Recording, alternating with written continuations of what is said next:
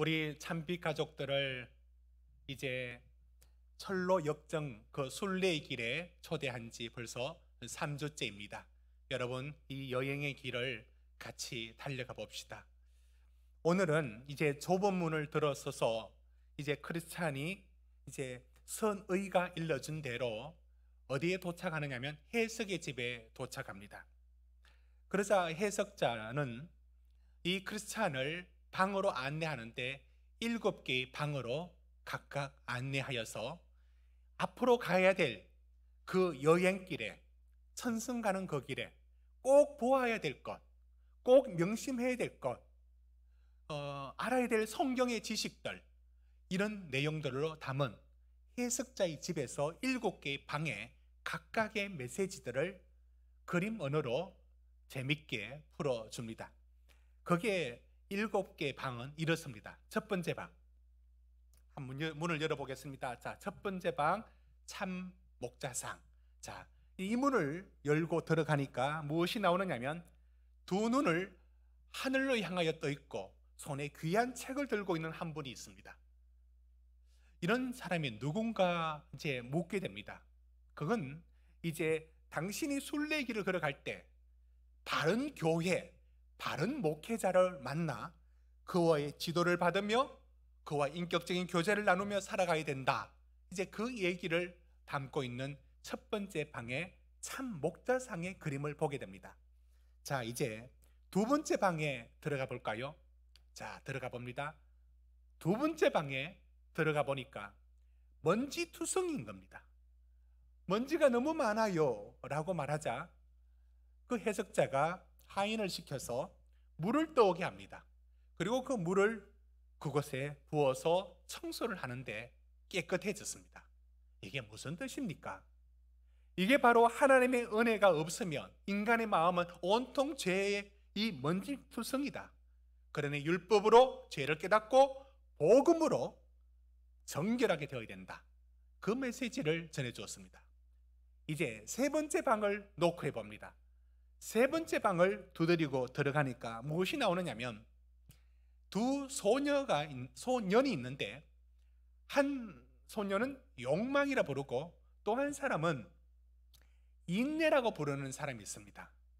이 두 사람이 왜 있느냐 지켜보니까 그 욕망이라는 사람은 그 아버지께 급히 달라고 기다리지 못하고 지금 당장 나는 쾌락을 누려야 되겠고 지금 당장 즐거움을 누려야 되겠다. 난 못 기다려. 지금 달라 라고 하는 사람이 욕망이고 꾸준히 참고 견디면서 기다리고 있는 그 인내를 바라봅니다. 이게 무슨 뜻인가 하니까 이렇게 말해주죠. 세상에 두 사람의 길이 있다. 한 사람의 길은 어떤 길이냐면 끊임없이 자기가 지금 즐기고 나중은 모르겠다. 이렇게 욕망을 쫓아가는 인생이 있고 하나님의 뜻을 기다리고 소망을 품고 인내하며 사는 사람이 있다. 그 길을 일러주는 것입니다. 그 다음 문을 두드려 보겠습니다. 네 번째 방. 네 번째 방을 똑똑 두드리고 들어가 보니 무엇이 보이느냐면 벽난로에 거기에 불이 활활 타고 있습니다. 그런데 그 앞에 어떤 사람이 물을 갖다 부어서 그 불을 끄려고 하는 겁니다. 이게 무슨 일인가 물어봅니다. 저렇게 물을 갖다 붓는데도 불이 잘 꺼지지 않고 있었습니다. 이상합니다. 어떻게 해서 불이 꺼지지 않습니까? 이 불은 도대체 무슨 뜻입니까? 라고 묻죠, 크리스찬이. 그러자 벽난로 바로 뒤편으로 가봅니다. 거기엔 한 사람이 기름을 그 불이 계속 타도록 갖다 붓고 있었습니다. 이게 무슨 뜻입니까? 그렇습니다. 바로 저 불은 우리 인간의 마음속에 하나님의 은혜가 유지되는 불인데 사단은, 마귀는 끊임없이 이 불을 꺼버리려고 물을 끼얹듯이 사람의 마음을 완고하게 하고 차갑게 만듭니다. 그러나 그 뒤편에 기름을 부으시는 그리스도가, 그분이 바로 그리스도이신데, 그분은 끊임없이 은혜를 부어주셔서 은혜 안에 살도록 만듭니다 라는 얘기를 들려줍니다. 이제 다섯째 방에 들어가게 됩니다. 다섯째 방에 들어갔을 때 거기에는 많은 사람들이 저 궁전에 줄을 서 있었습니다. 그런데 사람들이 들어가질 못하고 있었습니다. 왜냐하면 그 앞에 아주 군인들이 지키고 있으면서 들어오지 못하게 가로막고 있었습니다. 그런데 용감한 한 사내가 그 군인들과 싸우면서 이겨 그 성전에 들어갔습니다. 크리스찬이 묻습니다. 저 걸음은, 제가 본 장면은 무슨 뜻입니까? 그렇습니다. 천국 가는 길도 그저 주어지는 것이 아니라 천국은 침노하는 자의 것이라는 말씀처럼 싸우고 이기고 믿음으로 도전해야 된다, 그 교훈을 담고 있는 내용이었습니다. 이제 여섯 번째 방에 들어가게 됩니다. 여섯째 방에 들어가니까 그곳에는 쇠창살이 있는데 감옥에 갇힌 사람이 있었습니다. 이 사람은 왜 거기 있느냐라고 물어봅니다. 그는 쾌락과 중독에 빠져서 세상 즐기다가 하나님의 은혜를 다 잊어버리고 회개하면 되지 않습니까? 아니, 이제는 회개조차도 할 수 없는 마음이 되어버렸습니다 라고 말합니다. 이런 마음 상태가 되어버린 사람을 보게 됩니다. 이제 가려고 하니까 해설자가 한 곳만 더 보라고 해서 마지막 일곱째 방을 보게 됩니다. 그 일곱째 방에 들어가 보니까 부들부들 떨면서 악몽을 꾼 얘기를 합니다. 당신 왜 그렇게 있습니까? 바로 심판의 날이 임했는데, 그 심판의 날이 임했는데 다른 사람은 그 심판의 구원으로 들림받아서 올라가는데 나는 올라가지 못하여 준비하지 못한, 그래서 곧 멸망할 두려움이 내게 밀려와서 이렇게 떨고 있습니다 라고 하면서 마지막 심판을 생각지 않는 사람에 대하여 경고하는 교훈을 저 방에서 가르쳐 줍니다. 됐습니다. 여러분, 이게 이제 철로 역정의 이야기입니다. 철로 역정은 모호하게 얘기하지 않습니다. 무슨 말씀이냐면, 여러분, 바둑판에는 흰 돌과 검은 돌이 있습니다. 그래야 내가 놓는 돌과 상대편의 돌이 구분할 수가 있고 내가 이길 것인지 그걸 한눈에 파악할 수가 있습니다. 여러분, 만약에 바둑판에 회색이 있으면, 그레이 색깔이 있으면 어떻게 될까요? 그렇게 되면은 어느 돌이 내 돌인지 구분하지 못해서 사람들은 모호해질 겁니다. 여러분, 철로 역정은 회색이 없습니다. 검은색, 흰색, 흰색, 검은색, 선명한 대조를 보여주어서 하나님 편에 선 사람과 사단의 편 사람을 드러내놓고 이제 보여줌으로 우리가 분명한 진리를 깨닫도록 도와주는 역할을 하고 있습니다. 그런데 실제 삶을 살아보면 이 모든 게 결코 한눈에 검고 흰 것처럼 구분되지 않고 우리 속에 잘 분별되지 않는 게 있습니다. 왜냐하면 하나님의 역사가 여기 우리 마음 안에서 다 일어나는데, 이게 하나님 편에 속하는 마음인지 사단이 좋아하는 마음인지가 때로 사람들을 구분하지 못합니다. 영적인 분별력이 없을 때가 많이 있습니다.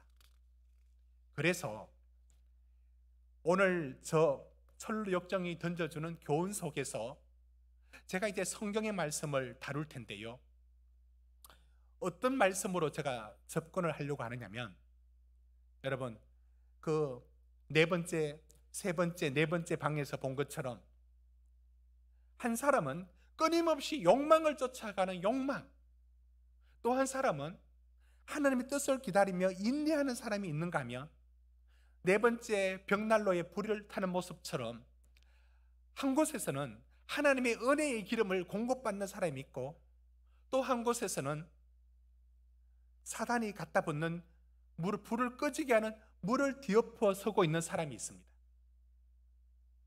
그게 어디서 이루어지느냐? 다 인간의 마음 안에서 이루어집니다.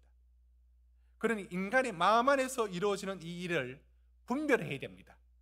내가 하나님 편을 쫓아가느냐? 누가 사단을 쫓아가겠어요?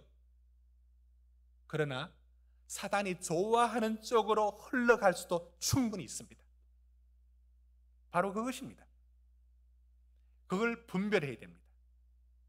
그래서 성경은 이 모든 게 우리 마음이라는 이 공간 안에서 일어나는 일이기 때문에 우리 마음에 당신이 지금 하나님 편으로 가고 있는지 사단이 좋아하는 편으로 가고 있는지를 구분하라고, 마음을 분별하라고 일러줍니다. 누가복음 6장 45절을 보시면 선한 사람은 마음에 쌓은 선에서 선을 내고 악한 자는 그 쌓은 악에서 악을 내나니 이는 마음에 가득한 것을 입으로 말함이니라. 보십시오. 마음에서 선이 나오고 마음에서 악이 점점 들어있으면 거기서 악이 나온다.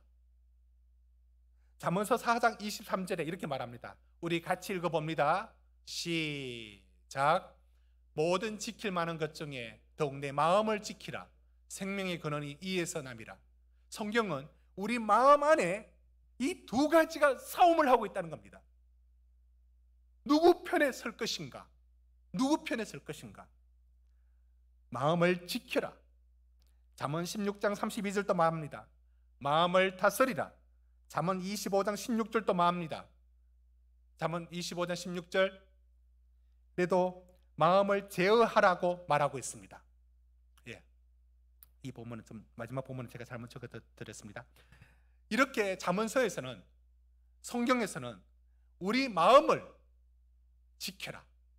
오늘 얘기를 저는 우리 마음 안에는 두 가지가 싸우고 있습니다.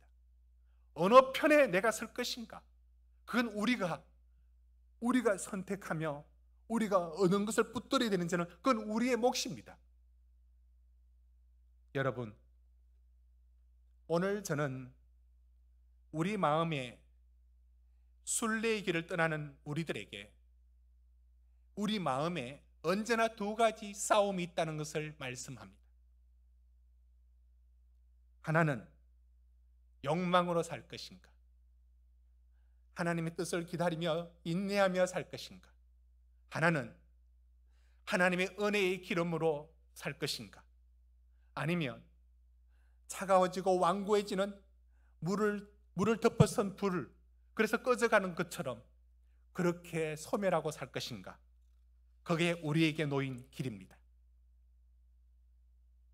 사랑하는 성도 여러분, 예배를 함께 드리고 있는 우리 교회학교 우리 친구들, 오늘 철로 역정을 통해서 가진 이야기를 갖고 성경에 들어와서 제가 여러분에게 던집니다. 우리는 이렇게 출발합니다. 순례길을 출발합니다. 그런데 이 출발에 하고 있을 때 우리 마음은 언제나 두 가지가 전쟁을 벌이고 있습니다. 하나님 편에 설 것인가? 마귀의 편에 설 것인가? 이것이 언제나 우리 속에 이 마음이라는 공간 안에 언제나 일어나는 전쟁입니다. 여러분은 어느 편에 설 것입니까? 저는 이제 두 가지 사례를 들고자 하는데 이 이야기를 통해서 어느 편에 설 것인가를 여러분이 결정하시기 바랍니다.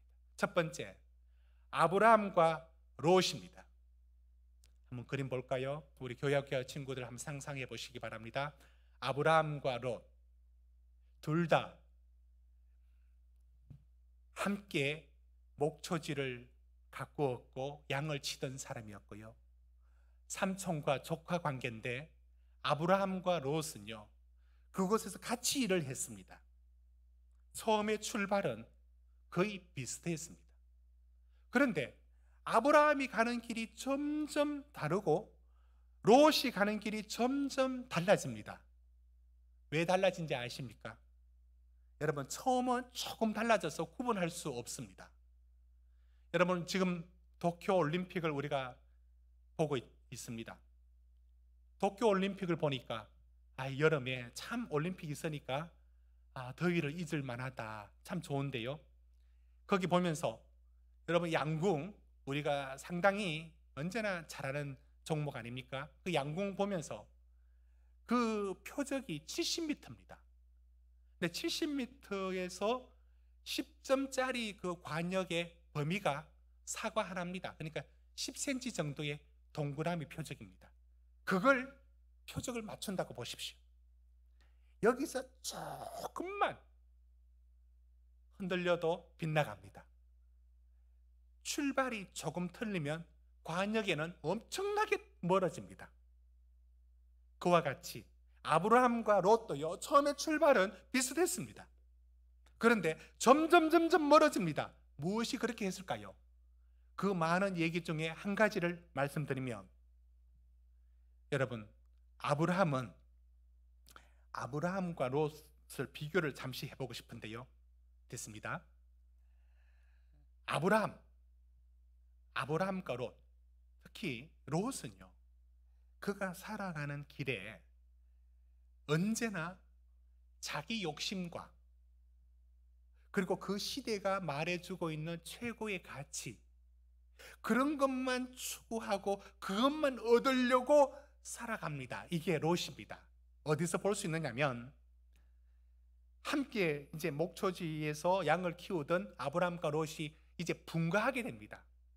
그런데 그러면 삼촌이 당연히 먼저 좋은 땅을 선택할 수 있어야 되는 게, 그게 당연한 우리 문화의 동양권 안에 그 질서입니다. 근데 아브라함이 뭐라고 얘기하느냐면, 너가 먼저 선택하라고 말합니다. 그러면 조카 롯이 어떻게 말해야 되느냐면, 아유 삼촌 그렇지 않습니다. 저는 어디든 가도 괜찮으니까 먼저 선택하십시오. 이렇게 해야 되는데, 그 우리 동양이 갖고 있는 기본적인 그 양보의 말, 아니 빈말이라도 그 말 하지 않고 덜렁 뭐라고 하느냐면, 저기 요단이 있는 저쪽이 내가 갈 땅입니다. 이렇게 말합니다.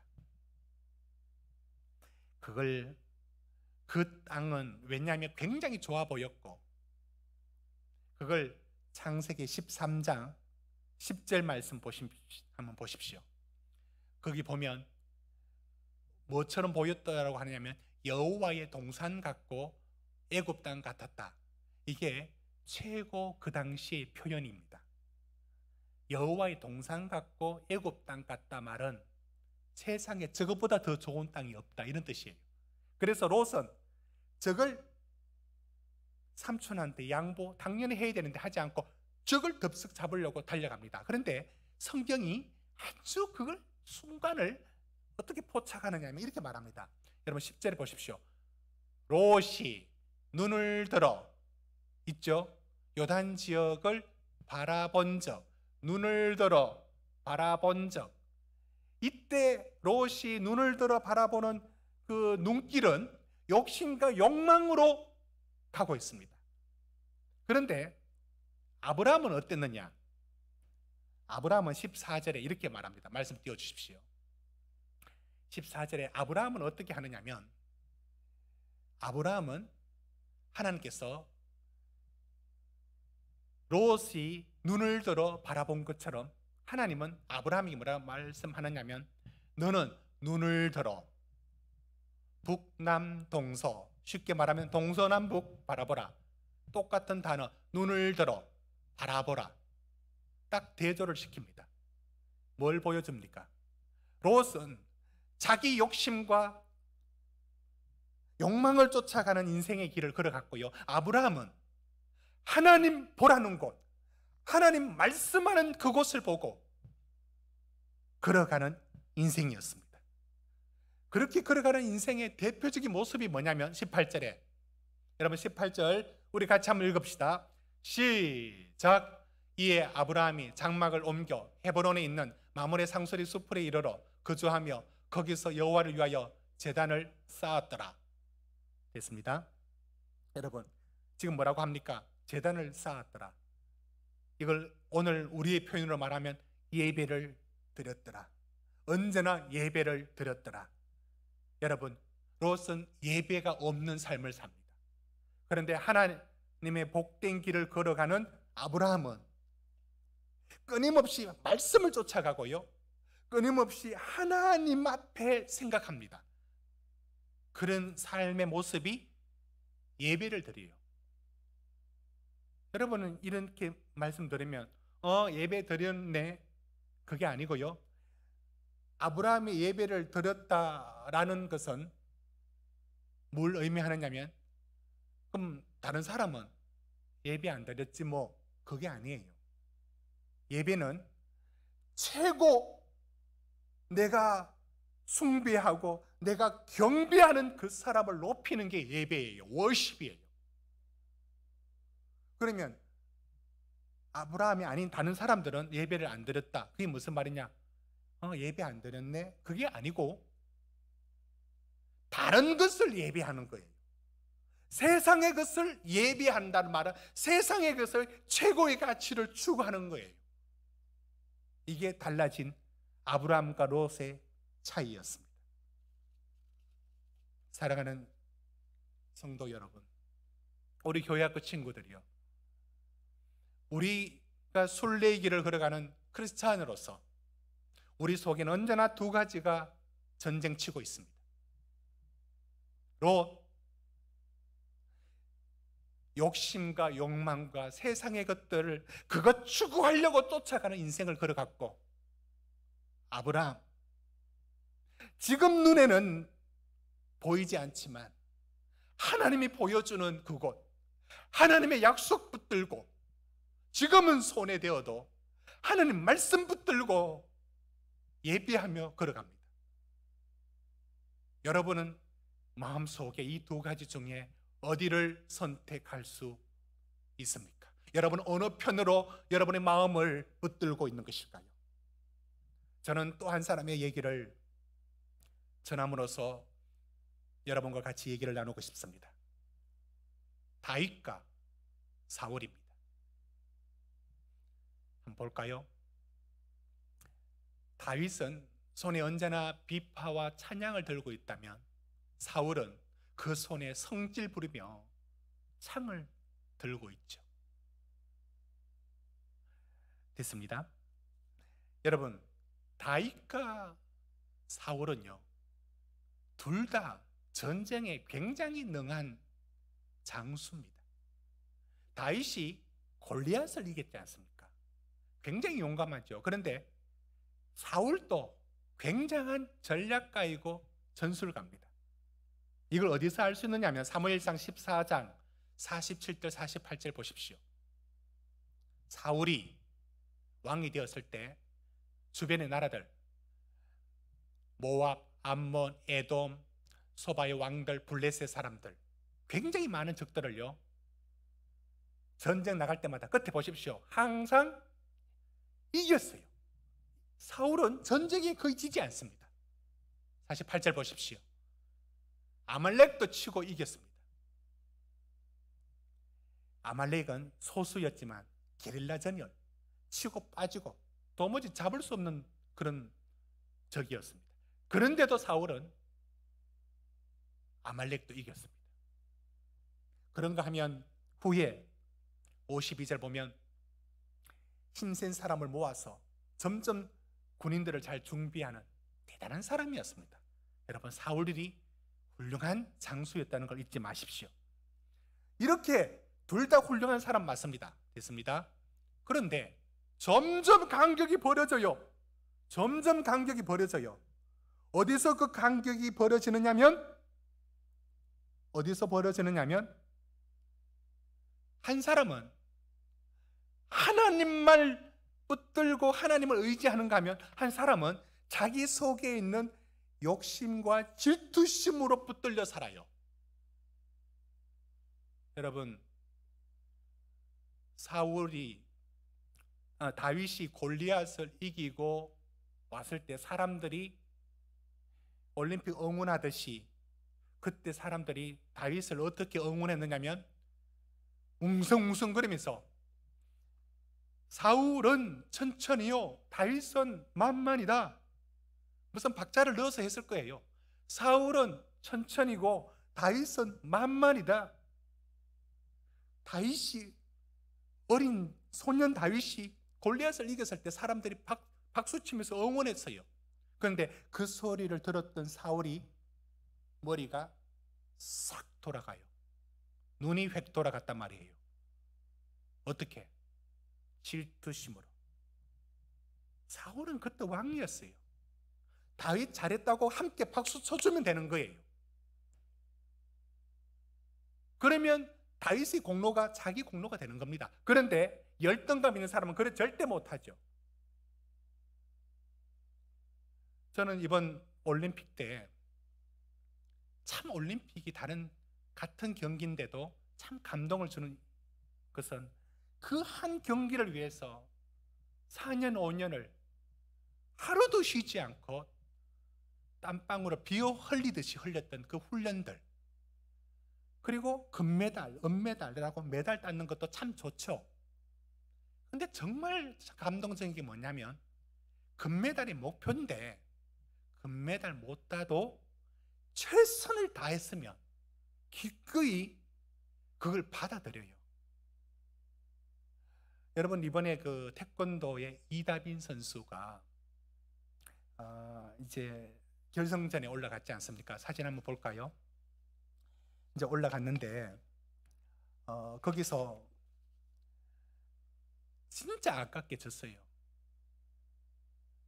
우리가 태권도 종주국이에요. 우리 자존심 있잖아요. 그런데 아깝게 졌어요. 저 표정 있기 전에 아까워서 막 눈물을 흘릴 듯 해요. 그런데 상대편에게 정말 잘했다고 엄지척하면서 저렇게 높여주는 거 봐요. 참 대단하다. 저럴 마음이 대단하다. 저게 금메달 감 마음 아닌가요? 됐습니다. 그런데 사울에게는 그런 마음이 없어요. 여러분, 우리 교회학교 친구들도 잘 들어보십시오. 우리가 살아가면요, 항상 우리보다 잘하는 사람이 어디서 자라서 어디서 태어났는지 모르는데 항상 우리 곁에 와 있어. 이건 내가 제일 잘해. 그런데 좀 지나다 보면 나보다 잘하는 사람이 항상 생겨요. 그분에게 그 친구에게 그 자리를 내어줄 때가 있어요. 내가 몇 등 했는데 밀려날 때가 있어요. 포기하라는 뜻이 아니라 최선을 다한 후에는 내가 밀려나더라도 나보다 더 잘하는 사람이 있더라도 박수 쳐주는 게 진짜 사람이에요. 사울이 왜 실패했느냐면 그 귀에는 언제나 환청처럼 들리는 게 있었어요. 사울은 천천히요, 다윗은 만만이다. 사울은 천천히요. 자나깨나 귀에 들린 게 뭐냐? 질투심, 시기심, 부들부들 떨면서 자기의 지기 싫은 게 열등감 가질수록 더 그렇습니다. 여러분, 사울은 그 마음에 붙들려 살아갑니다. 누가 좋아하는 마음? 마귀가 좋아하는 마음 쪽으로 걸러갑니다. 그리고 정말 그에게 악귀가 들어갑니다. 그런데 다윗의 손에는, 사울의 손에는 창이 있었다면 다윗의 손에는 언제나 하나님을 찬양하는 비파가 손에 쥐어져 있었습니다. 여러분은 무엇을 선택하고 있습니까? 여러분, 다윗은 하나님께 언제나 묻죠. 역대상 14장 8절 보십시오. 무슨 일이 있을 때 다윗은 하나님께 묻습니다. 하나님께 물어 이르되 하나님 올라갈까요? 묻습니다. 자기 경험과 자기 지혜로만 하지 않는다는 거예요. 14절 보십시오. 또 하나님께 또 묻습니다. 하나님 어떻게 할까요? 하나님 어떻게 할까요?로 묻는 게 다윗입니다. 사울은 묻느냐? 묻는 듯 안 묻습니다. 사울은 어떻게? 결정적인 모든 일에는 자기 뜻대로 자기 마음대로 합니다. 거기에 사무엘상 15장 9절에 이렇게 말하는데요. 아말렉과 전쟁에서 다 진멸하라 했어요. 다 진멸하는 하나님 뜻이 있는 겁니다. 그런데 어떻게 했느냐? 여러분 9절 같이 읽읍시다. 준비하시고 9절 시작. 사울과 백성이 아각과 그의 양과 소의 가장 좋은 것 또는 기름진 것과 어린 양과 모든 좋은 것을 남기고 진멸하기를 절개하지 아니하고 가치 없고 하찮은 것은 진멸하니라. 이거 보십시오. 이게 사울입니다. 됐습니다. 무엇 때문에? 사울은 점점 하나님은 뒷전이고 하나님은 말씀은 무시하고 끊임없이 자기 좋아하는 거, 자기 욕심으로 선택합니다. 오늘도 내일도 그리고 그 다음날도. 이것이 반복되고 이것이 지속되었을 때 첫 출발은 똑같이 훌륭한 장수였지만 점점 갈랐습니다. 한 사람은 하나님의 사람으로, 한 사람은 비참한 최후의 인간으로. 사랑하는 성도 여러분, 우리는 순례의 길을 가는 철로 역정의 길을 들어선 하나님의 백성 크리스찬입니다. 우리 마음에는 이 두 가지가 항상 싸우고 있습니까? 여러분, 아브라함의 길을 선택할 것입니까? 롯의 길을 선택할 것입니까? 여러분, 다윗의 길을 선택할 것입니까? 사울의 길을 선택할 것입니까? 여러분 마음에 하나님 편으로 끊임없이 붙들고 나갈 것입니까? 아니면 사탄이 마귀가 좋아하는 대로 흘러갈 것입니까? 우리는 어떻게 하면 된단 말씀입니까? 오늘 읽었던 본문의 말씀은 예수님이 40일간 금식한 후에 광야에서 시험 받으신 얘기입니다. 여러분, 시험 어떤 내용인지 알고 계시죠? 첫 번째, 돌을 떡으로 바꾸라. 굶주려 있는 예수에게 돌을 떡으로 바꾸라 했고요. 그 다음에 성전 꼭대기에 올라가 세우고 뛰어내리라 시험했습니다. 세 번째는 세상 모든 영광, 그걸 순간적으로 영적으로 확 펼쳐서 보여줍니다. 그리고는 말하죠. 내게 절하면 더 주겠다. 여러분, 이게 어떤 시험인지 아십니까? 이 시험이 무슨 시험입니까? 내가 만약 하나님의 아들이라면 메시아에 대한 시험입니다. 어떻게? 어떤 메시아 되라는 거예요? 돌을 떡으로 바꾸는, 모두가 원하는, 사람들은 다 떡을 원하죠. 떡. 모든 게 돈이고 모든 게 경제고 그것으로 너의 메시아를 확인시켜라. 저들에게 필요한 물질을 주는 것으로 너희 메시아됨을 드러내라. 예수님이 그걸 거절했죠. 성전 꼭대기는 뭡니까? 왜 뛰어내려라 합니까? 뛰어내릴 수 없는 분에게는 시험도 아닌데 뛰어내려도 죽지 않는 분에게는 그게 시험거리였죠. 그러나 뛰어내리지 않습니다. 왜? 사단은 뭘 노렸습니까? 성전 꼭대기에 내리는 기적처럼 기적으로 너희 종교, 네가 만드는 그 종교의 사람들을 끌어와라. 예수님은 거절합니다. 마지막에 세상 영광을 보여주는 거, 세상에 제일 좋아하는 거, 그 모든 사람이 원하는 거다. 그걸 주는 메시아가 되라. 예수님이 거절합니다. 그런데 이 모든 시험을 이길 때 예수님은 당신의 능력으로, 물론 능력이죠. 그런데 무엇으로 이겼는지 아십니까? 여러분, 오늘 여러분 펼쳐놓은 성경책 보시기 바랍니다. 마태복음 4장. 이길 때마다 무엇을 보느냐? 4장 4절입니다. 예수께서 대답하여 이르시되 기록되었으되. 두 번째 시험 7절. 예수께서 이르시되 또 기록되었으되 주 너희 하나님을 시험하지 말라. 10절. 사탄아 물러가라. 기록되었으되 주 너희 하나님께 경배하고. 여러분, 왜 예수님이 사단의 시험 앞에 자기 이름으로 승리한다고 말씀하지 아니하고 매번 기록된 하나님의 말씀을 들고 올까요? 왜 그럴까요? 예수님은 시험을 어떻게 이기는지 아십니까?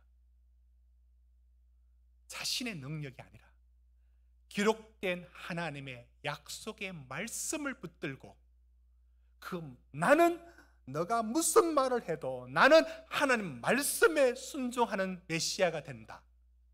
이게 예수님의 시험이 보여주는 승리입니다. 사랑하는 성도 여러분, 우리 교회학교 친구 여러분, 우리는 순례의 길을 가는 하나님의 자녀입니다. 하나님의 말씀을 붙들고, 여러분, 하나님의 말씀을 마음에 담고 늘 그 말씀을 붙들면서 하나님 편에, 하나님이 좋아하시는 편에 서가는 인생, 그 하루하루의 선택들이 모인 그 방향, 인생길을 하나님 복되게 하시고요, 반대로 롯과 사울처럼 내 욕심과 욕망에 끌려 하나님의 말씀과 아무 상관없이 살아가는 하루하루가 모이면 그 관역은 확 빗나가서 엉뚱한 데 꽂혀있는 불행한 인생이 됩니다. 우리는 순례자입니다. 하루하루 우리 마음에 전쟁이 일어나고 있습니다. 두 가지가 싸우고 있습니다. 은혜의 기름을 부으시는 그리스도를 붙들 것인가, 완고한 마음, 욕심 따라 살아가는 찬물을 끼얹고 있는 마귀가 좋아하는 선택을 할 것인가. 그게 우리 앞에 놓여져 있습니다. 어디가 복된 길인지를 우리는 오늘 말씀 속에서 듣게 된 것입니다. 우리 이 말씀으로 우리 같이 한번 기도하시겠습니다. 우리 사랑하는 가족들도 같이 기도합니다. 우리 예배드리는 모든 성도들이요, 기도할 때 하나님, 내가 하루하루를 하나님을 선택하고 말씀을 선택하는 길을 걷게 해달라고, 내 욕심 따라, 죄를 따라, 세상 따라 말씀과 상관없이 걸어가는 길이 되지 않도록 내 안에 두 가지가 싸울 때 내가 하나님 편에 서기를 원합니다. 우리 이 마음을 하나님께 구하면서 기도로 나아가겠습니다. 다 같이 기도합시다.